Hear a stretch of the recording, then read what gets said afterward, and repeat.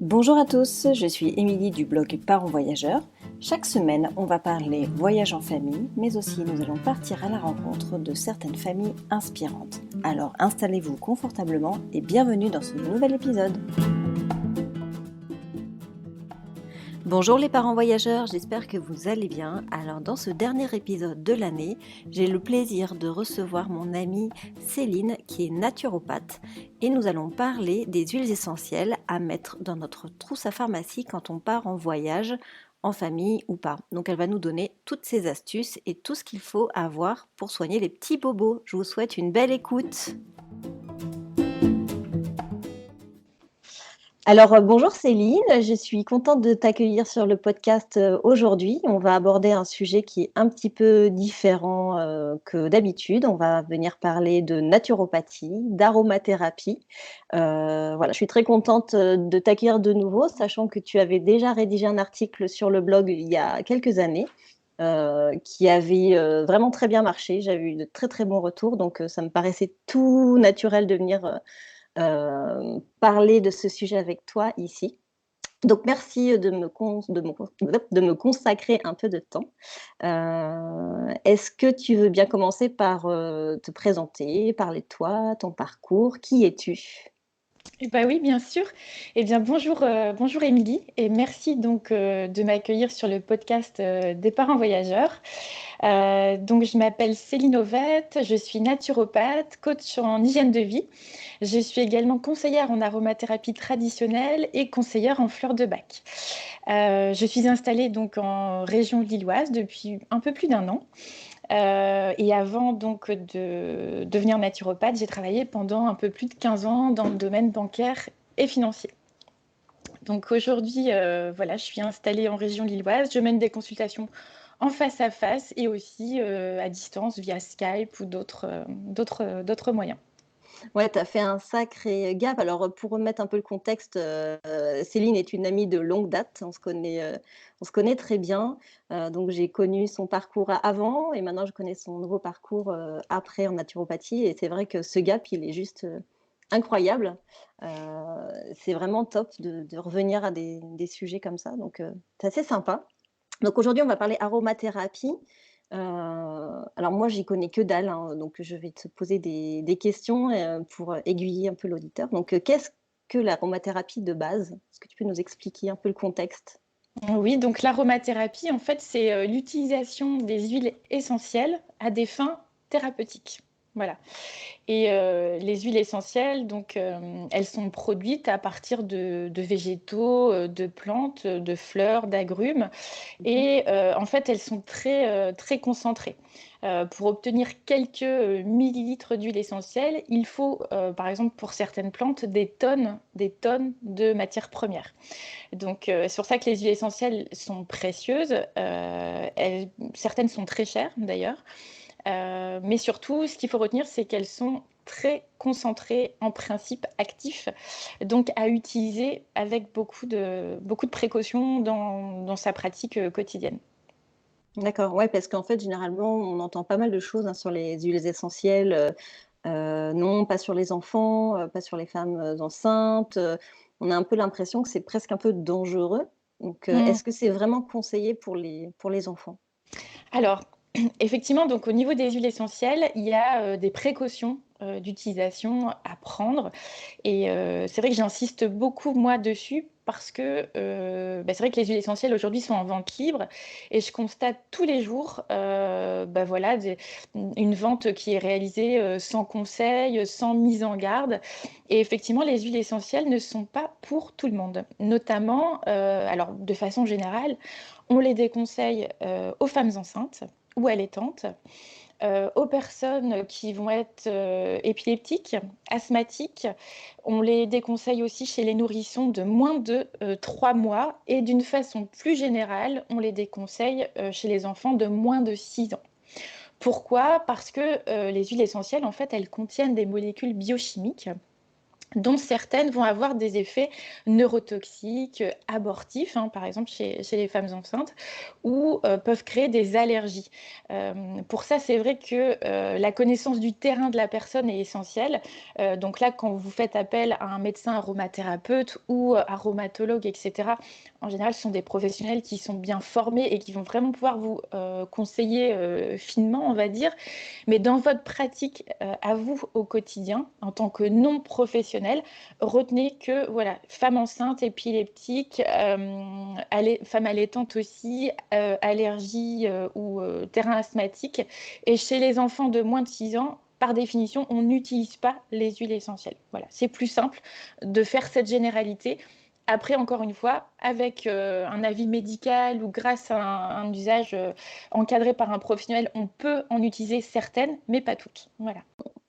De ce fait, pourquoi on va conseiller de se soigner avec l'aromathérapie plutôt qu'avec une autre méthode naturelle ou autre méthode, on va dire médicamenteuse classique? Pourquoi c'est aussi bien de s'orienter vers cette méthode-là? Alors, la différence entre les méthodes allopathiques ou naturelles, la naturopathie, l'aromathérapie, ou en tout cas l'usage des plantes d'un point de vue général, fait qu'on a moins d'effets secondaires avec la plante qu'avec le médicament, entre guillemets, chimique. Pourquoi? Parce que pour produire un médicament, on va isoler en fait une molécule chimique, qui d'ailleurs souvent est issue d'une plante, bien sûr, mais on isole une molécule. Alors que quand on utilise la plante dans son ensemble, ou au niveau aromathérapie, on a ce qu'on appelle le totum de la plante, c'est-à-dire l'ensemble des principes actifs. Et la nature étant bien faite, en général, on a beaucoup moins d'effets secondaires, voire assez peu finalement avec les plantes, puisque toutes les molécules sont là et elles agissent en synergie, alors que dans un médicament, on isole une molécule et la molécule prise toute seule peut avoir déjà des effets qui sont démultipliés, mais aussi peut entraîner beaucoup d'effets secondaires. Alors du coup, techniquement parlant, quand on part en vacances en famille, qu'est-ce qu'on met dans sa trousse de toilette comme huiles essentielles, par exemple, quand on part en vacances en hiver? On met quoi Alors, alors dedans? Alors, par exemple, donc moi, ce que je vous conseille, c'est effectivement de créer en fait une petite trousse avec quelques huiles essentielles bien choisies. Et effectivement, en fonction, voilà, que ce soit l'hiver, l'automne, le printemps ou l'été, alors il y a des huiles essentielles, on va dire, de base qu'il faut absolument avoir, et d'autres que vous pourrez rajouter de façon spécifique en fonction de la saison ou de ce que vous avez prévu de faire. Donc, par exemple, déjà, la première chose à faire dans sa petite trousse d'aromathérapie, c'est d'avoir une huile végétale. Une huile végétale, par exemple, moi, je vous conseille l'huile végétale de noyau d'abricot, puisqu'elle est facilement trouvable, elle est assez peu chère et elle est multi-usage. Pourquoi? Parce qu'on ne va jamais, je dis bien jamais, sauf un cas, utiliser les huiles essentielles pures. On va tout le temps les diluer. Pourquoi? Parce qu'encore une fois, les huiles essentielles sont ultra concentrées et qu'il faut les diluer pour en atténuer un petit peu les effets, et puis surtout notamment chez les enfants à partir de 6 ans par exemple, voilà, c'est hyper important de les diluer, donc toujours avoir une huile végétale, par exemple noyau d'abricot. Ensuite, notamment l'hiver, il y a des huiles essentielles effectivement qu'il faut absolument avoir. Donc, on va être plutôt dans la sphère antivirale, soutien de l'immunité. On va essayer de travailler aussi tout ce qui est un petit peu respiratoire. Donc, ça va être par exemple de l'huile essentielle de Ravinsara. Le Ravinsara, on peut également utiliser le titri ou le niaouli. Alors, ces huiles essentielles, par exemple, vous allez pouvoir les diffuser, d'accord, dans un diffuseur. Alors, pareil, pour la diffusion des huiles essentielles, veillez à utiliser un diffuseur à nébulisation à froid. On n'utilise pas le brûle-parfum, vous savez, avec la bougie en dessous. Et ça, c'est pas du tout, c'est pas bon du tout. Ah oui, oui. Pour Donc qu'une c'est huile vraiment essentielle, le diffuseur qu'on branche et où on met tout de à l'eau, fait. ouais, etc. Exactement. Pourquoi? Parce qu'une huile essentielle, si vous la chauffez, en fait, elle peut devenir toxique. Elle peut, entre guillemets, avoir des émanations toxiques. Donc, toujours, voilà, diffuser à froid. Et par exemple, en cas de grippe ou de syndrome grippal ou d'encombrement respiratoire, vous pouvez mettre quelques gouttes de Ravinsara, de Niaouli, et en fait, le diffuser dans un diffuseur. Ça va comme ça purifier l'air et ça va aussi dégager les voies respiratoires. Donc ça, par exemple, c'est un exemple d'utilisation. Ce que vous pouvez faire aussi, par exemple, ça va être tout ce qui est virus ORL, etc. Vous pouvez aussi directement, par exemple, si vous êtes en voyage, pour éviter de vous balader avec votre diffuseur, bien sûr, c'est directement respirer au flacon, en fait, l'huile essentielle. Donc, c'est de respirer à plusieurs reprises sur des longues inspirations avec des expirations lentes, plusieurs fois par jour. Pareil, ça vient dégager en fait les voies respiratoires et ça vient assainir un petit peu tout ce qui est le nez, les bronches, etc. Ça, c'est un exemple. Après, de façon un petit peu plus, on va dire, de basique, moi, il y a une huile essentielle que je conseille de toujours avoir, c'est la lavande. Et pas n'importe quelle lavande, parce qu'il existe différentes lavandes. Moi, je vous conseille la lavande aspic. Pourquoi celle-ci? Parce que elle va permettre d'éloigner les insectes. Elle va apaiser les piqûres. Alors pareil, ça peut être des piqûres d'araignées, de moustiques, de tout ce qu'on veut. Ça marche vraiment très bien. Et elle agit aussi en cas de brûlure. Alors, brûlure légère, on est bien d'accord, évidemment. Toujours bien vérifier, brûlure de coup de soleil nécessite quand même toujours un avis médical. Mais en tout cas, une brûlure légère, vous pouvez la traiter avec ça. Et ça va également servir à décontracter les muscles. Donc notamment, voilà, quand on fait de la randonnée, quand on part au ski aussi, etc. Et donc la lavande, vous pouvez l'appliquer en fait diluée dans un petit peu d'huile végétale. Vous allez venir la mettre par exemple sur vos piqûres d'insectes. Vous allez pouvoir la masser effectivement quand vous avez des contractures musculaires.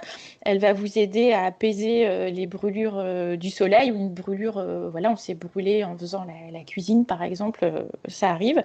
Donc ça, c'est vraiment une huile essentielle qui est multi-usage et qu'il faut absolument avoir. Elle sert vraiment à tout.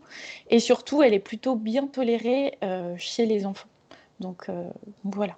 Ça, c'est top. Je ne savais pas du tout que cette huile, elle avait autant de propriétés. Pour moi, la lavande, honnêtement, c'était juste pour les poux. Ouais. Mais je ne pensais pas qu'il y avait autant de propriétés. Mais oui, c'est vrai que c'est génial quoi, pour Oui. les vacances, etc. Mais quand tu dis diluer, techniquement, on fait quoi? On met un petit fond d'huile végétale au creux de la main et on met une ou deux gouttes d'huile essentielle. Voilà, si on veut faire les choses, comment dire, si on n'est pas précis, qu'on est sur la route et qu'on n'a pas voilà, tout ce qu'il faut pour préparer un flacon, on fait comme ça. Donc effectivement, on verse 1 à 2 cuillères d'huile et on va mettre 3 à 4 gouttes.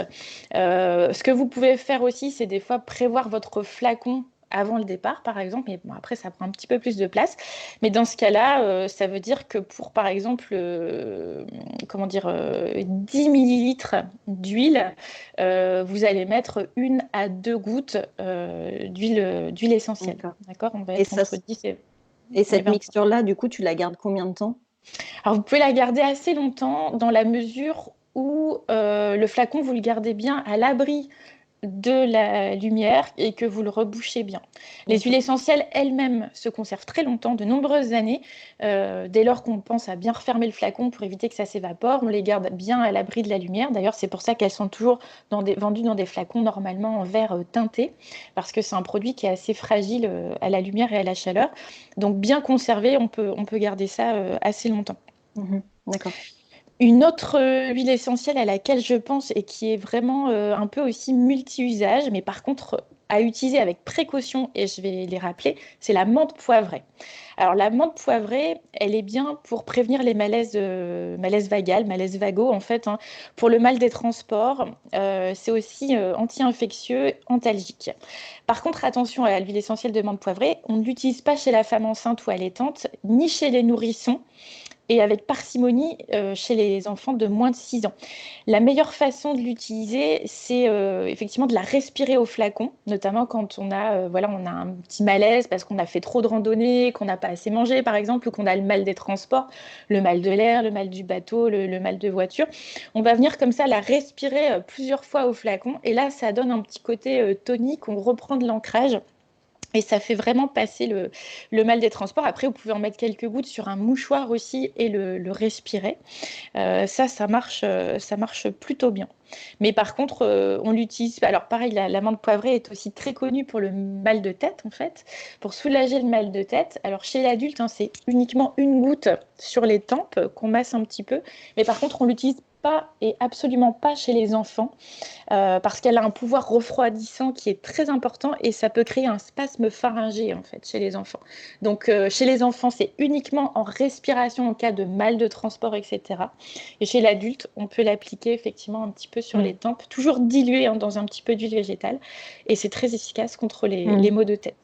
Alors c'est vrai que l'idée de ces huiles, c'est vraiment d'avoir des choses un petit peu on va dire d'urgence, ou en tout cas pour traiter les maux du quotidien.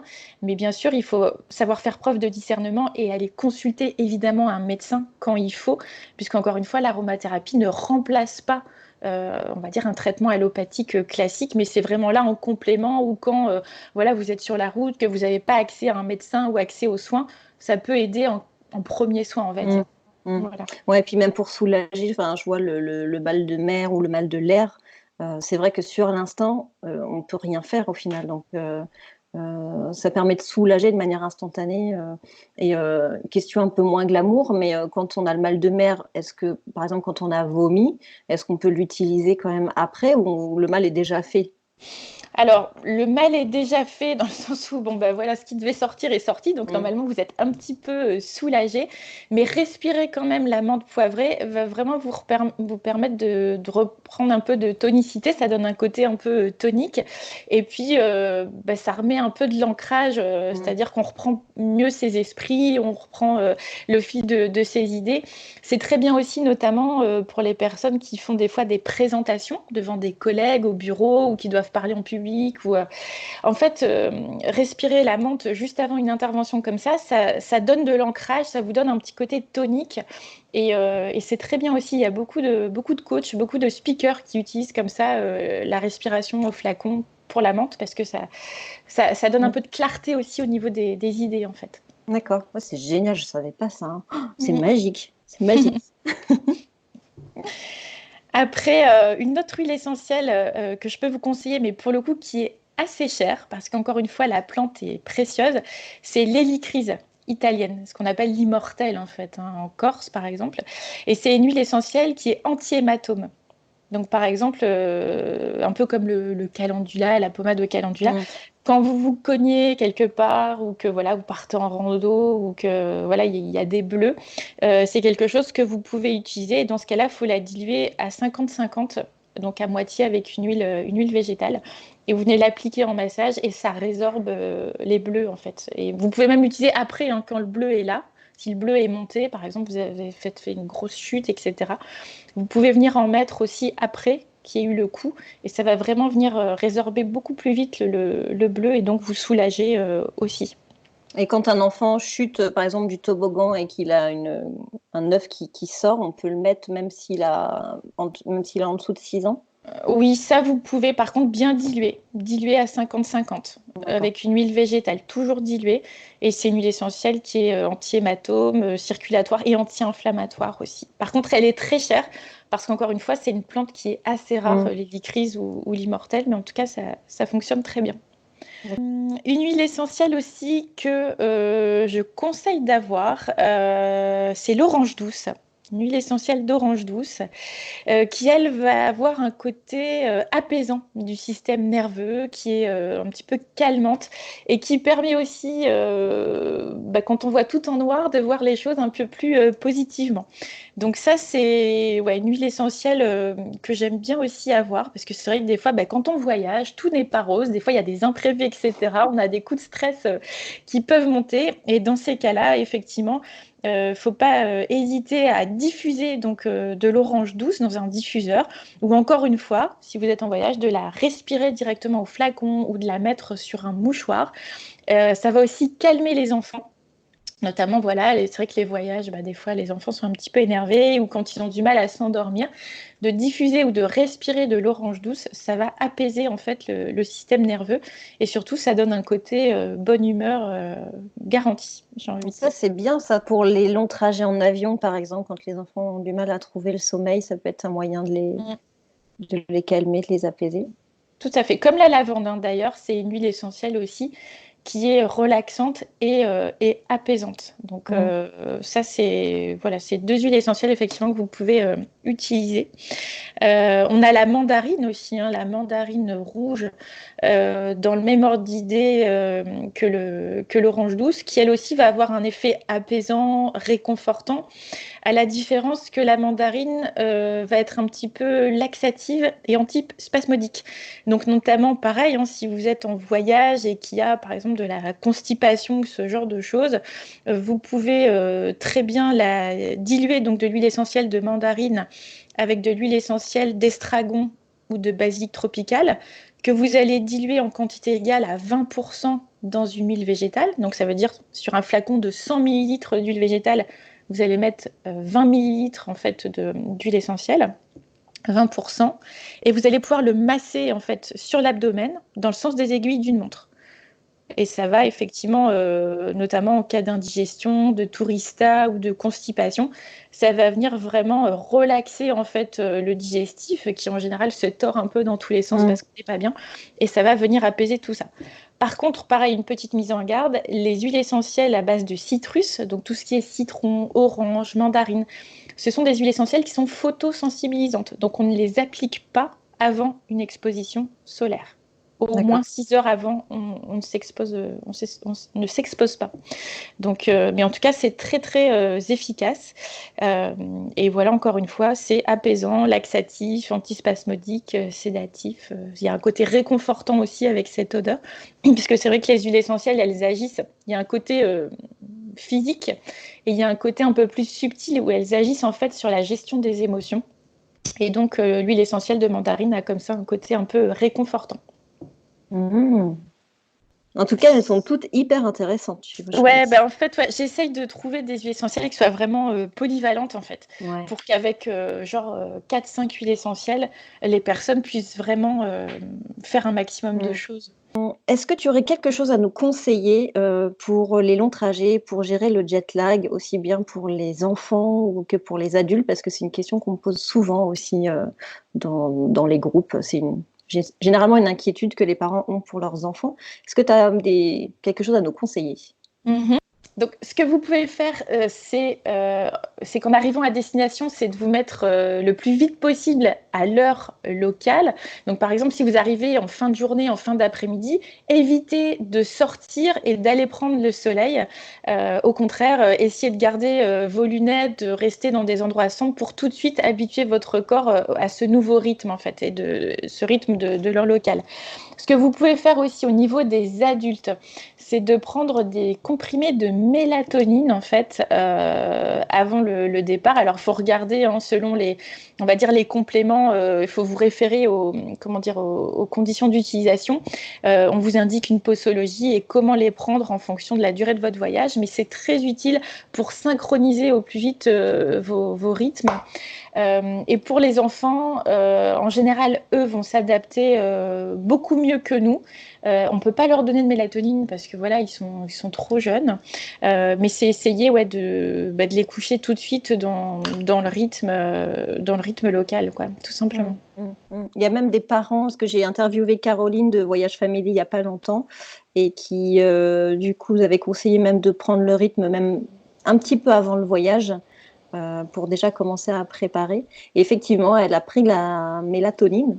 Elle l'a testée pour la première fois, elle en était super contente.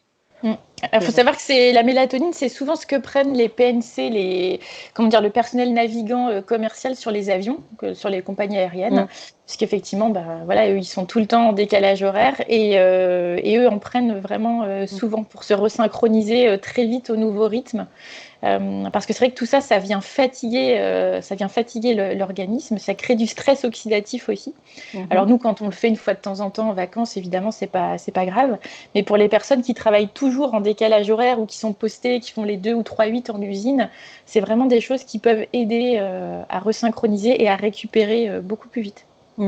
Et pour les enfants, on ne leur donne pas spécialement, il n'y a pas d'huile essentielle qui peuvent les aider, il faut juste les caler, se reposer.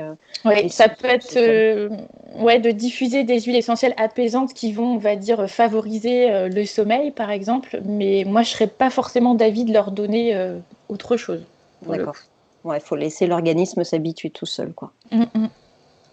OK. Est-ce que tu as, autre chose à nous conseiller? Un petit, même si c'est pas directement lié à l'aromathérapie, mais un petit tips, conseil ou quelque chose à mettre absolument dans sa trousse de toilette, naturelle pour partir? Oui, ce que je peux vous conseiller de prendre, avec vous, c'est un baume en fait qui s'appelle le Z-Trauma. C'est un baume, SOS, que vous pouvez appliquer en cas justement de chute, en cas de bleus, en cas de coupure, en cas de petites plaies, puisqu'il permet de faire un petit peu tout à la fois. Il contient, des choses qui vont désinfecter les plaies, il contient effectivement du calendula, voilà, pour tout ce qui est hématome et cetera, et il contient aussi des fleurs de Bach, et fleurs de Bach, hein, qui agissent sur les émotions, et c'est vrai que quand on a un petit qui tombe, bah, voilà, il y a de la peur, il faut le réconforter et cetera. Et ces fleurs de Bach vont vraiment aider en fait à créer un soutien émotionnel pour bah voilà, aller de l'avant. Donc c'est un Mmh. petit baume que vous pouvez commander en pharmacie ou trouver sur Internet. J'en avais parlé dans l'article que j'avais Il me écrit semble. sur le blog il y a 2 ans. Et moi, ça fait vraiment partie des incontournables que j'emmène tout le temps. Et il nous a déjà rendu beaucoup de services. Donc Mmh. voilà, c'est Mmh. ce petit baume Et Z-Trauma. c'est à partir de quel âge? Et vous pouvez l'utiliser alors dès la plus jeune enfance en fait. Ouais. Merci beaucoup Céline pour tous tes précieux conseils. J'espère que ça va aider, les parents à préparer leur petite trousse, naturelle pour leurs prochaines vacances, parce que les vacances, c'est bientôt là, donc il y a certains qui vont déjà commencer à partir, dès vendredi ou dès samedi. Merci beaucoup pour ton temps bien précieux, et puis, je te dis à très vite si tu veux venir nous partager d'autres sujets. Écoute, c'est avec plaisir. Bah, c'était avec plaisir, en effet, plaisir partagé. Merci Céline, à bientôt. Ciao. Merci Émilie, au revoir. Au revoir. Je vous remercie pour votre écoute. J'espère que vous avez bien pris note de toutes les petites huiles essentielles que vous devez mettre dans votre petite trousse à pharmacie pour vos prochaines vacances. Moi, j'ai trouvé ça hyper intéressant parce que j'avoue que je n'y connaissais rien du tout. Donc voilà, je clôture ce dernier épisode de l'année. 2019 se termine avec ce nouveau projet qui décolle vraiment bien. 2020, je reviens avec des nouvelles idées, des nouveaux interviews, des nouveaux débats. Ça va être vraiment super. Je compte sur vous pour être présent à la rentrée. Là, je m'octroie une petite pause de 2 semaines pour passer les fêtes en famille. Mais promis, je reviens le premier mercredi de la rentrée. Voilà, je vous souhaite de passer des très très belles fêtes de fin d'année et je vous dis à l'année prochaine. Bye bye!